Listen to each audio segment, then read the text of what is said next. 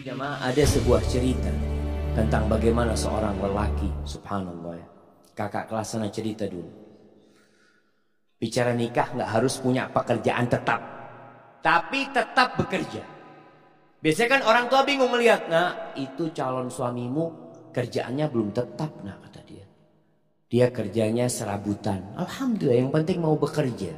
Rizki itu tidak harus dengan bekerja, jamaah. Subhanallah, ada rizki dari arah yang tidak disangka-sangka. Yang orang gak akan berpikir, ya Allah kok bisa fulan dapat rizki itu. Itulah Ar-Razzaq Dzul Quwwatil Matin. Kembali ke cerita bagaimana seorang lelaki ketika dia mau melamar seorang wanita. Itu subhanallah, perempuan itu setiap dilamar oleh laki-laki yang lamar ini orang-orang sukses ya ma. Semuanya mundur. Karena apa? Karena orang tuanya ketika datang itu lelaki melamar ditanya, mau dikasih berapa anak saya? Di sini berapa pasarannya? Nah, nggak tahu Ustaz. Berapa pasarannya di Banjar jemaah? Berapa? 30. Ada 50. Iya. Oh, yang 50 yang bagus jemaah. Nah, itu astagfirullahaladzim. Jadi 20 yang pertengahan gitu. Masya Allah. Tapi memang ada mahar, itu ada mahar standar jemaah. Setiap kampung itu punya standar yang berbeda-beda. Dan itu diperbolehkan dalam agama, nggak ada masalah itu. Umpamanya umumnya 30 juta. Sudah, orang tuanya tanya mau dikasih berapa? Bingung mau dikasih berapa, ini anaknya orang kaya. Akhirnya mundur semua. Datanglah seorang pemuda, dia dengar tentang anaknya fulan ini, anaknya orang kaya ini. Dia ngomong sama sahib-sahibnya, anak mau melamar dia, siapa tahu diterima. Ya Allah, orang yang lebih sukses dari kamu mundur, apalagi kayak kamu. Aku punya ya bismillah kan, siapa tahu diterima. Berangkat dia melamarnya. Ini tidak harus cinta, tapi cocok. Berangkat dia. Sampai ke sana ngobrol sama calon mertuanya. Sama ditanya sama calon mertuanya. Mau dikasih berapa anak saya? Apa kata calon mertua? Kata calon menantunya, Bapak minta berapa? Oh Allah jamaah. Ini jamaah. Kamu jual saya beli. Minta berapa? Masya Allah. Karena dia memang makelar jamaah. Dia itu kerjanya makelar kemana-mana. Jadi ngomong gitu tuh biasa dia. Dia minta berapa Bapak gitu.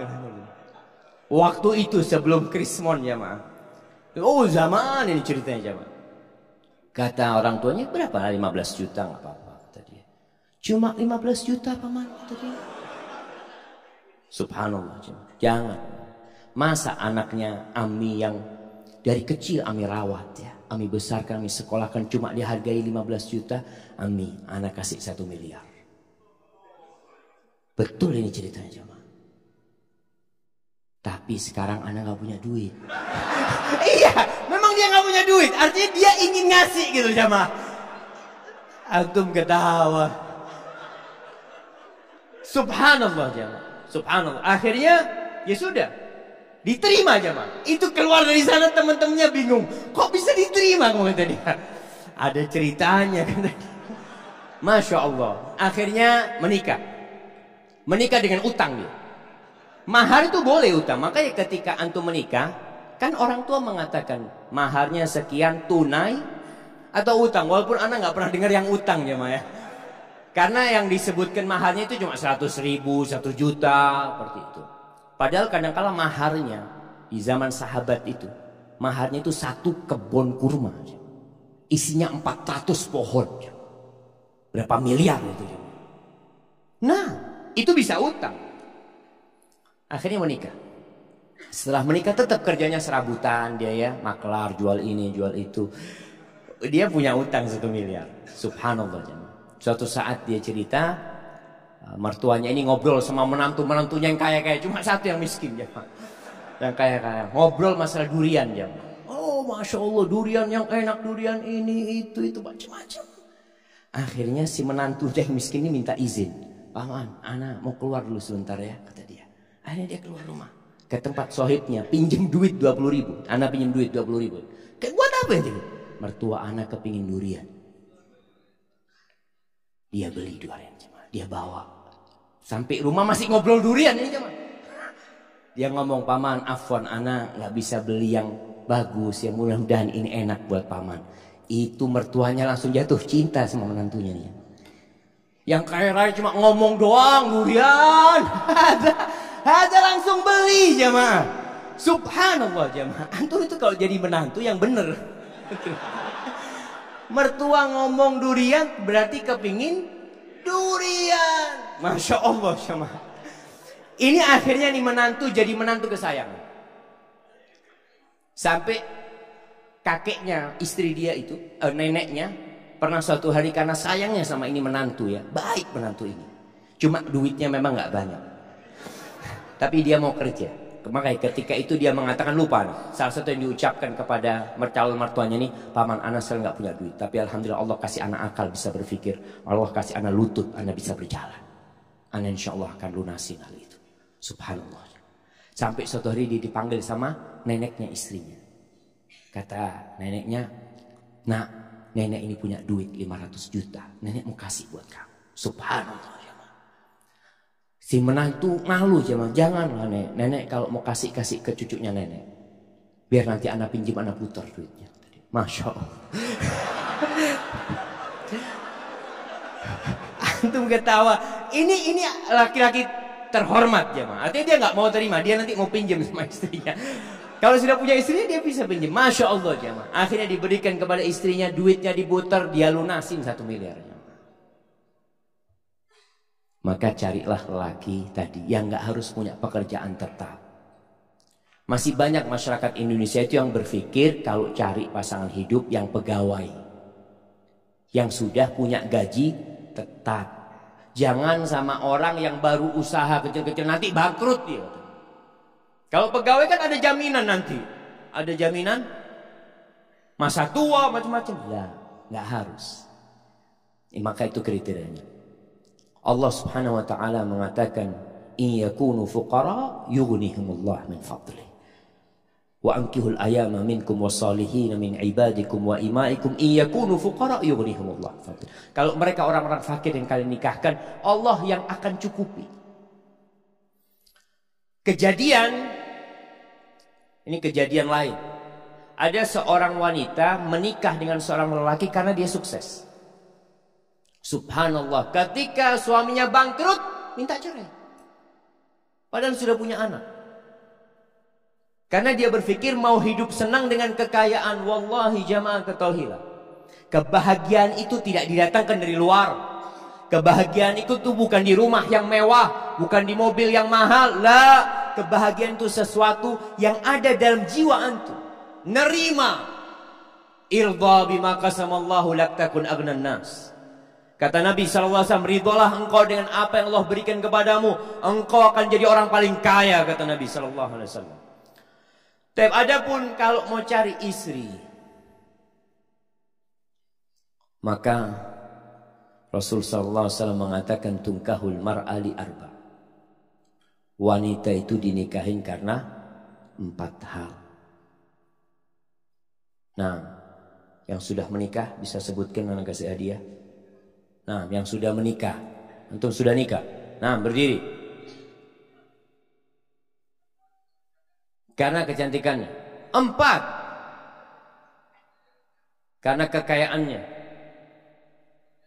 Karena keturunannya, nasabnya.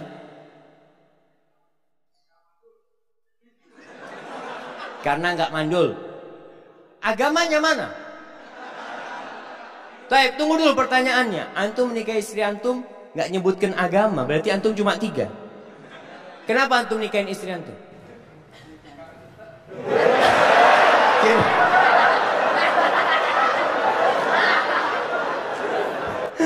Masya Allah, Masya Allah. Ambil hadiahnya. Hadiahnya ditukar, Afan.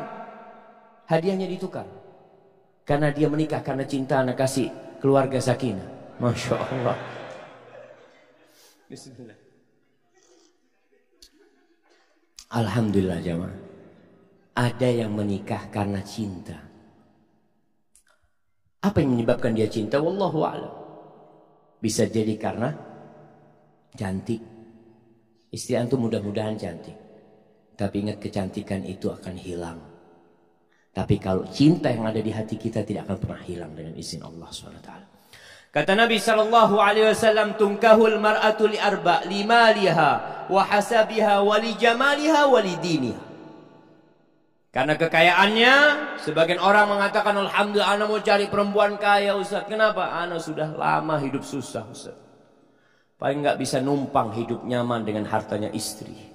Ada. Janda nggak apa-apa janda. Ada yang seperti itu janda. Maka antum jangan heran ketika melihat anak muda menikah janda sama umur. Dia umur 20, istrinya umur 35. Janda punya anak 2. Nggak apa-apa, mungkin karena hartanya dia menikah. Yang kedua, karena nasabnya yang mulia. Keturunan Raja Banjar. Masya Allah. Yang ketiga, karena kecantikannya. Ini normal orang menikahi wanita karena kecantikannya. Yang keempat, karena agamanya. Lalu apa kata Nabi SAW? Fadfar bidzatid din taribat yadak. Kalau engkau ingin beruntung dalam kehidupanmu, engkau ingin merasakan kebahagiaan, keharmonisan dalam rumah tanggamu, fadfar bidzatid din. Berbahagialah engkau mendapatkan agama, mendapatkan wanita yang agamanya baik. Seperti tadi kita bicarakan, ada standar minimal perempuan baik secara agama. Apa? Apa jamaah? Melaksanakan kewajiban. Ini yang pertama. Jadi standar perempuan itu melaksanakan kewajiban. Ustaz, tapi dia nggak pernah ngaji ke masjid Ustaz. Yang penting kewajiban dia laksanakan. Sholat yang 5 waktu. Puasa di bulan Ramadan. Dia menutup auratnya. Dia berbakti kepada orang tuanya. Maka standar kewajiban ini paling minim harus ada.